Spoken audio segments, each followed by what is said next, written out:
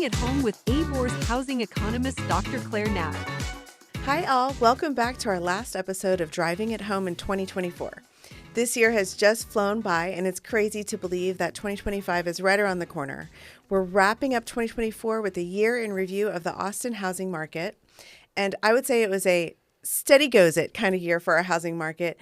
But to break it down more, I'm here with our housing economist, Dr. Clare Knapp. Welcome, Claire. It's good to see you in person. Oh, thank you so much for having me. Yes, we are excited to have our last podcast of the year. Claire would like to kick things off by describing the highlights of 2024. What happened in our housing market this year?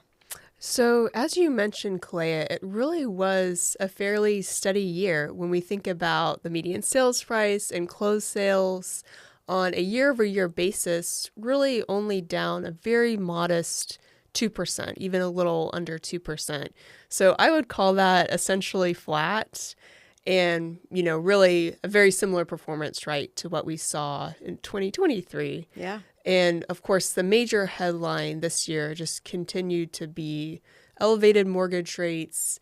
And then on a more localized basis within our housing market, still elevated home prices. Mm-hmm. So just to remind our listeners, sellers in the Austin housing market really are sitting on very considerable home equity gains, even just within the last 5 years, from 2019 to 2024.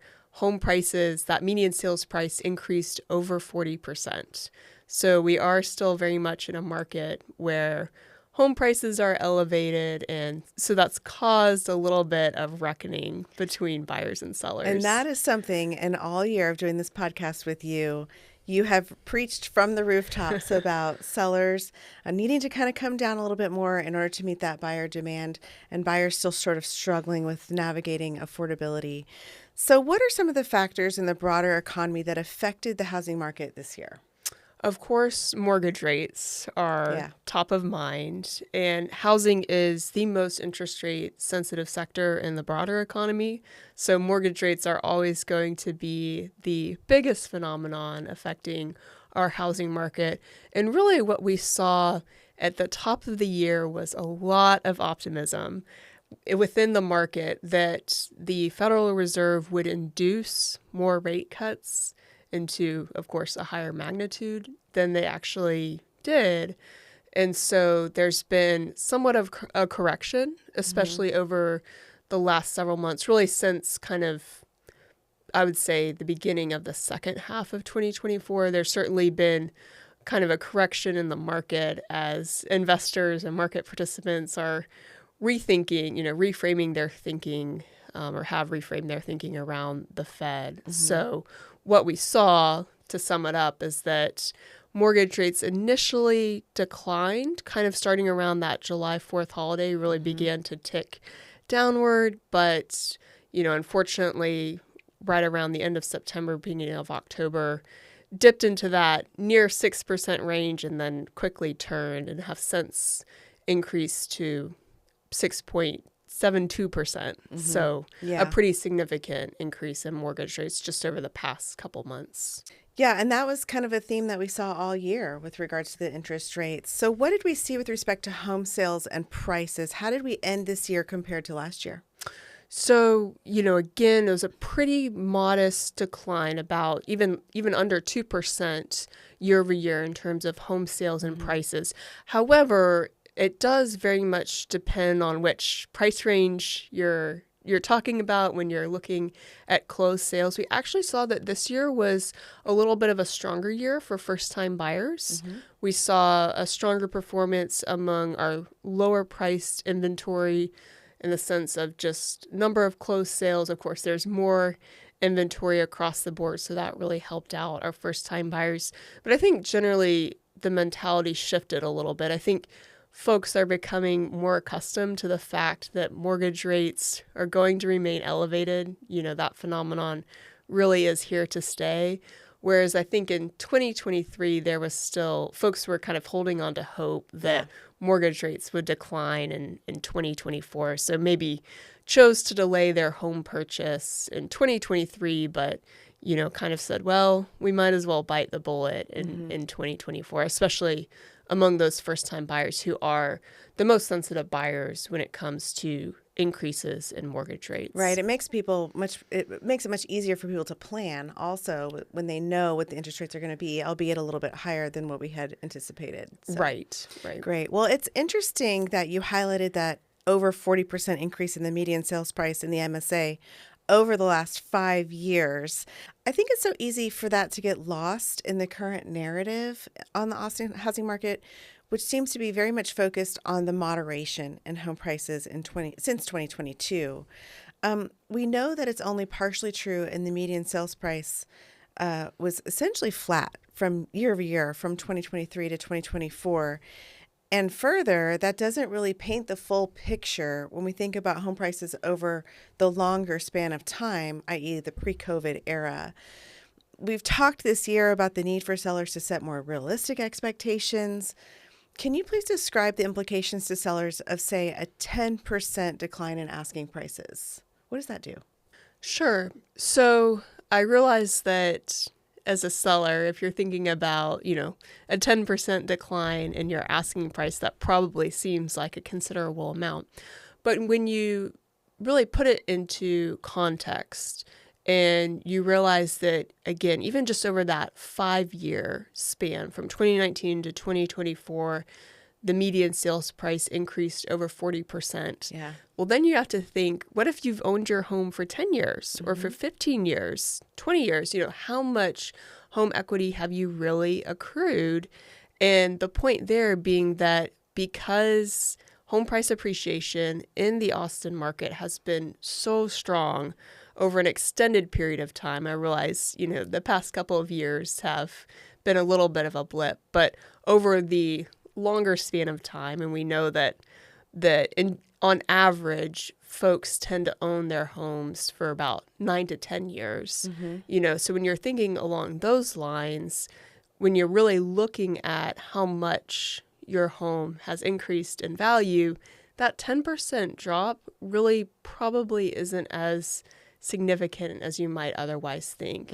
In no way would that mean that you're losing out, so to speak, on the tremendous home equity gains you accrued during COVID. Right.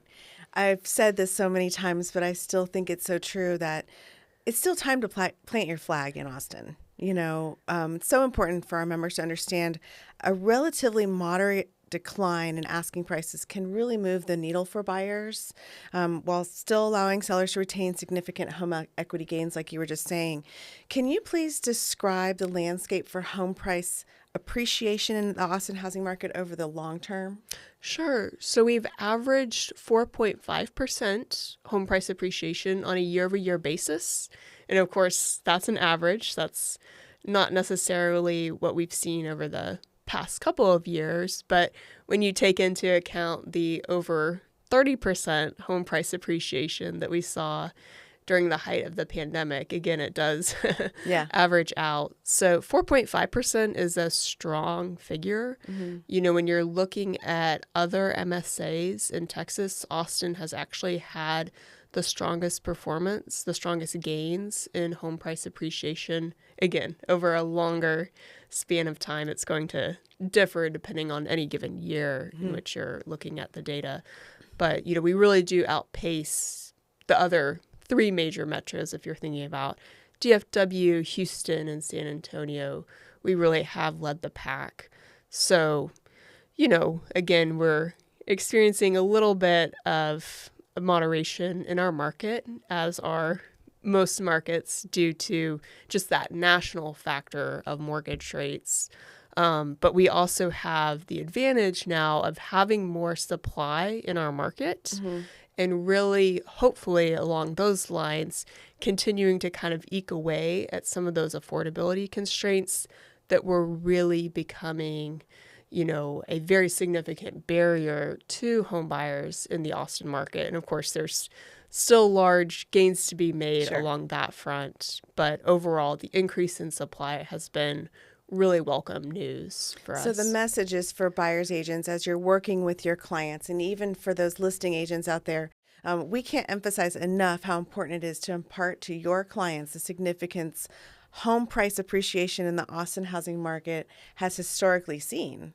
Homeownership is the primary mechanism by which households in the U.S. build wealth, and the sooner your buyers step into homeownership, the longer they have to reap those benefits and those equity gains.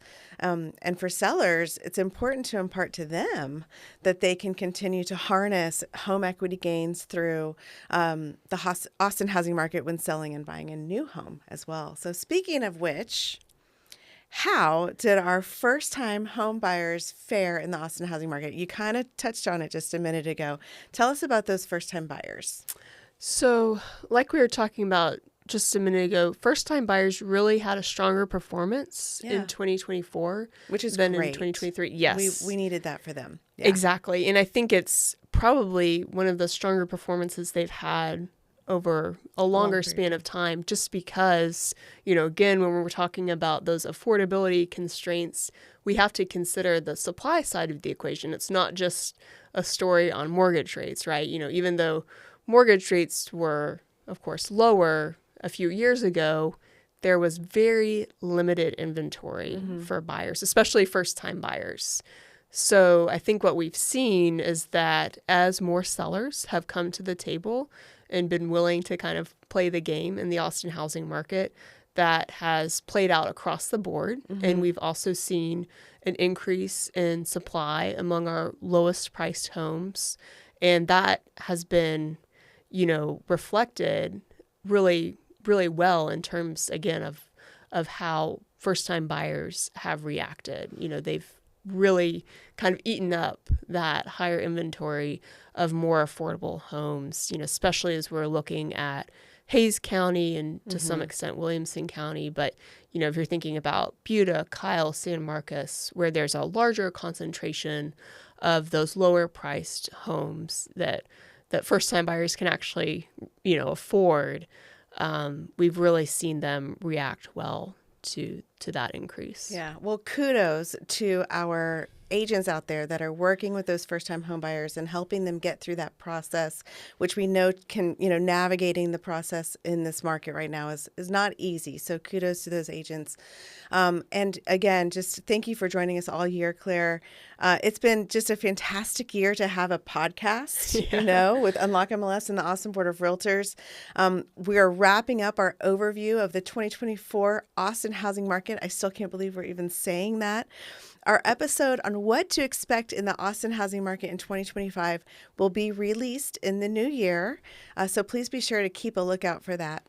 2025 is going to be another monumental year for the Austin Board of Realtors as we continue to expand our data share with HAR and Sabor.